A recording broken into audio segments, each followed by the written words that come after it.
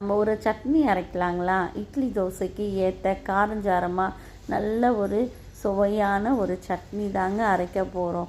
நம்ம வீட்டில் இருக்கிற பொருளே தாங்க. எக்ஸ்ட்ரா இதில் ஒரு காய் தாங்க போட போகிறோம். வாங்க வீடியோக்குள்ளே போகலாங்களா? Hello friends, welcome to my channel.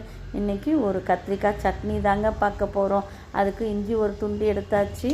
அப்புறம் தக்காளி ஒரு 2 தக்காளியை மீடியம் சைஸில் கட் பண்ணி எடுத்தாச்சுங்க. வெங்காயமும் ஒரு 2 மீடியம் சைஸில் கட் பண்ணி எடுத்தாச்சுங்க.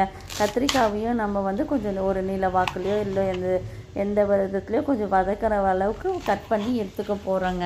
அது ஒரு ஃப்ரீ ப்ரிப்பரேஷன் தாங்க. அதெல்லாம் பண்ணி எடுத்து வச்சுட்டா நமக்கு வேலை ஒரு 10 நிமிஷத்தில் முடிகிற வேலை தாங்க இதுவே. அதுக்குள்ளே வானலில் 2 ஸ்பூன் எண்ணெய் ஊற்றிட்டு அது சூடு ஏறின உடனே தனியாக 1.5 ஸ்பூன் கிட்ட போட்டாச்சுங்க. தனியாக இந்த சட்னியில் சேர்த்தும் போது அது வாசனை சூப்பராக இருக்குங்க. காரத்துக்கு 3 பச்சை மிளகா, ஒரு 4 காஞ்ச மிளகா போட்டாச்சுங்க. நீங்கள் வேணால் பச்சை மிளகா குறைச்சிக்கலாம். நான் கொஞ்சம் காரம் கூடுதலாக இருக்கணும்னு பச்சை மிளகா போட்டிருக்கேங்க. அப்புறம் இஞ்சியும் போட்டு நல்லா அதை வதக்கி எடுக்க போகிறோங்க. அது நல்லா வதங்கி வந்த உடனே நம்ம வெங்காயம் கட் பண்ணி வச்சுக்கணும், அதில் போட்டு வதக்கி எடுக்க போகிறோங்க. அது நல்லா வதங்கின உடனே தக்காளியும் கத்திரிக்காயையும் போட்டு இதில் அது தக்காளி ஃபஸ்ட்டு போட்டு ஒரே ஒரு வதக்கின உடனே நம்ம கத்திரிக்காயையும் போட்டு நல்லா வதக்கி எடுக்க போகிறோங்க.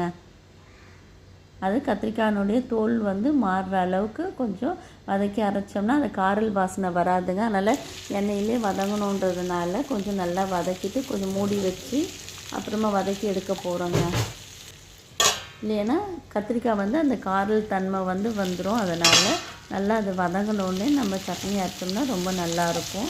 இதோட கொஞ்சம் கருவேப்பிலையும் ஒரே ஒரு கொட்டை புளியும் போட்டுட்டு கொத்தமல்லியும் போட்டு நான் ஒரு வதக்கிட்டு ஆற வச்சிட போகிறேங்க. கருவேப்பிலையும் போட்டுட்டேன். ஒரு துண்டு கிட்ட புளியும் போட்டாச்சு, கொத்தமல்லி தண்டுங்களையும் அதை போட்டாச்சுங்க. அது ஒரு கலக்கிட்டு அதை ஆற வைக்க போகிறேங்க. எல்லாம் ஆற வச்சுட்டு இதை போட்டு ஆற வச்சு தேவையாக இருக்கிற அளவுக்கு உப்பு போட்டுட்டு ஆற வச்சு தாங்க ஜாரில் போட்டு அரைக்க போகிறேங்க. அது ஆறட்டும். இந்த கத்திரிக்காய் இதை ஆட் பண்ணியிருக்கோம் நம்ம. இது தனியாகவும் கத்திரிக்காயும் சேர்ந்து அந்த சுவையும் மனமும் சூப்பராக இருக்குங்க. இது எங்கள் இட்லிக்கு இதாங்க சைட் டிஷ்ஷு. இது ஆறியாச்சு எடுத்து நம்ம ஜாரில் போட்டு அரைச்சி எடுக்க போகிறோங்க. இது நம்ம பசங்களுக்கு இப்படி கொடுத்து பார்த்தோம்னா அவங்க சூப்பராக சாப்பிடுவாங்கங்க. இது பாருங்கள், சட்னியும் ரெடி. இதை நம்ம தாளித்து ஊற்றிக்க போகிறோம். அதுக்கு 2 ஸ்பூன் எண்ணெய் ஊற்றிட்டு கடுகு, சீரகம், கடலைப்பருப்பு, உளுத்தம்பருப்பு, கறிவேப்பிலை போட்டு தாளித்து இதில் ஊற்ற போகிறாங்க. அவ்வளோதாங்க. எங்கள் இட்லிக்கு எங்கள் சட்னி இது ரொம்ப சுவையாக இருக்குங்க. பசங்க கேட்டு சாப்பிடுவாங்கங்க. இதை நீங்கள் இப்படி செஞ்சு பார்த்து கொடுத்து பாருங்கள். நம்ம குழம்புலலாம் கத்திரிக்காய் போட்டோம்னா அது பசங்க தனியாக எடுத்து வச்சுட்டு தான் சாப்பிடுவாங்க. ஆனால் இப்படி சாப்பிட்டோம்னா நமக்கு அதுங்களுக்கு தேவையான சத்தம் நமக்கு கிடைக்குதுங்க.